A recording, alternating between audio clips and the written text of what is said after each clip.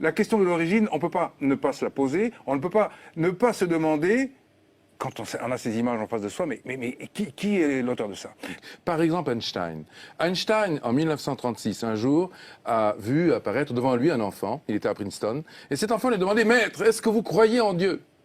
Et Einstein lui a dit « Je ne te réponds pas tout de suite, mais donne-moi ton adresse. » Et il lui a écrit une lettre. Une semaine plus tard, l'enfant reçoit cette lettre, et je me souviens par cœur de ce qu'il a écrit, donc voici ce qu'il a dit en 1936. « Tous ceux qui sont sérieusement impliqués dans la science finiront par comprendre un jour qu'un esprit se manifeste dans les lois de l'univers, un esprit immensément supérieur à celui de l'homme. » Donc ça veut dire que quelqu'un a craqué l'allumette du Big Bang, Exactement. et ce quelqu'un, c'est Dieu. Alors, ça pose la question. Ça pose la question. Parce que, voilà, d'ailleurs, à propos de l'allumette, le grand Stephen Hawking pose une belle question. Il dit, mais qui donc a mis le feu aux équations? C'est vrai, qui a mis le feu aux équations? On constate deux choses quand on regarde le Big Bang. Et ceux qui aujourd'hui, avec le satellite Planck, et hier avec le satellite Kobe, donc c'était George Smoot en 90, tous ceux qui ont contemplé cette première lumière se posent la question. Il y a un immense torrent d'énergie qui se déverse dans le vide, qui se déverse dans le néant au moment du Big Bang. Mais d'où vient cette énergie? C'est la première question. Et deuxième question, on voit qu'à ce moment-là, tout est extrêmement bien réglé.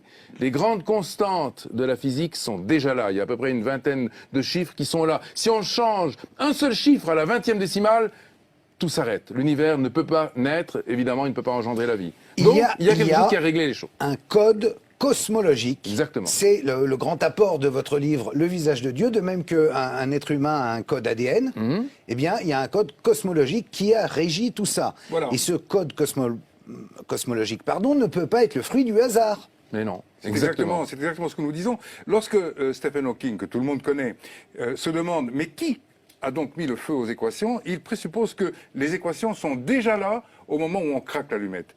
Et nous disons exactement la même chose. Nous disons, et ça c'est en fait, nous avons passé à peu près 10 ans à réfléchir et à travailler sur ces questions-là au travers de nos thèses, une thèse en mathématiques pour Reshka et en physique théorique pour moi. Nous sommes allés au fond de cette question. Et en réalité, ce que nous voyons, ce que nous avons vu à travers les équations, à travers des théories mathématiques, comme les groupes quantiques que Reshka a utilisées pendant des années, eh bien, ce que nous avons vu, c'est en effet une série d'instructions mathématiques qui préexistent à l'univers physique. Ce sont les équations dont parle Stephen Hawking. C'est un ensemble, si on peut dire, de constantes universelles qui donnent naissance aux lois qui elles-mêmes permettent à l'univers et à la réalité qui nous entoure d'exister sous la forme que nous lui connaissons. Donc autant de grandes règles qui vont régir le monde et tout ce qui l'adviendra ensuite, voilà. Et qui sont contenues dans une tête d'épingle en réalité. Qui sont contenues, je vais vous dire dans quoi c'est contenu, ce qui est extraordinaire, d'ailleurs ça correspond bien à notre émission d'aujourd'hui, à notre rencontre avec vous. Mon cher Karl, c'est contenu dans ce qu'on appelle le point zéro, c'est-à-dire... Champagne. Ben oui, vraiment. Champagne, je viens de comprendre à quoi je servais. Ici, là, en face de vous. Il l'a toujours su. Il l'a toujours su. Je le savais, mais vous avez un détracteur qui dit le fait qu'il y ait il s'appelle Christian Nietschlem, et il dit le fait qu'il y ait un commencement n'implique pas forcément l'existence d'une divinité créatrice. La mécanique quantique nous montre qu'à partir de rien, il peut parfaitement apparaître quelque chose. Alors là aussi, je m'étais dit, j'en suis un exemple vivant. Non, là, on est complètement pas d'accord avec cette, non. Alors que dit ce monsieur? Il dit que ça s'est produit tout seul. Oui, mais bien sûr, mais ça c'est l'autre thèse. Quand on veut refuser effectivement la causalité suprême, on va invoquer les fluctuations quantiques. Mais les fluctuations quantiques, elles doivent bien se produire à partir de l'instant où on les évoque. Elles se produisent à partir de certaines contraintes qu'on appelle des lois, qui sont les lois quantiques. Ces lois, elles préexistent donc aux fluctuations.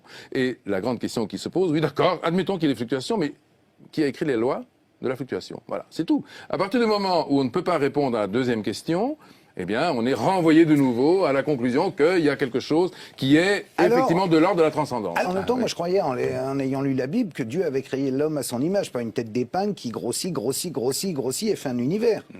Même si Dieu a été au départ de tout, ça ne dit pas ce qu'on fait là et à quoi on sert. Ce qui est extraordinaire, c'est que finalement, dans l'ensemble des lois dont on a parlé tout à l'heure, dans ces écritures qui sont de type mathématique, dans ce code, hein, vous avez évoqué l'idée d'un code cosmologique qui est là.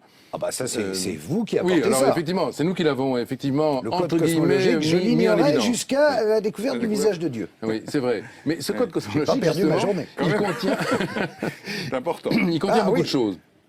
Il contient l'univers tout entier. Et si on considère que l'idée d'un code est valide, c'est une hypothèse, hein, elle est effectivement probablement plus intéressante et probablement plus robuste que d'autres hypothèses. Vous savez que la concurrence immédiate est donnée à ce qu'on appelle la théorie des univers multiples, où on aurait une infinité d'univers, et dans une infinité d'univers, il y en a bien un dans lequel... multivers. Voilà, les multivers, exactement. Mais bravo. J'ai bossé les gars, vous rigolez quand même. Bien travaillé. Multivers.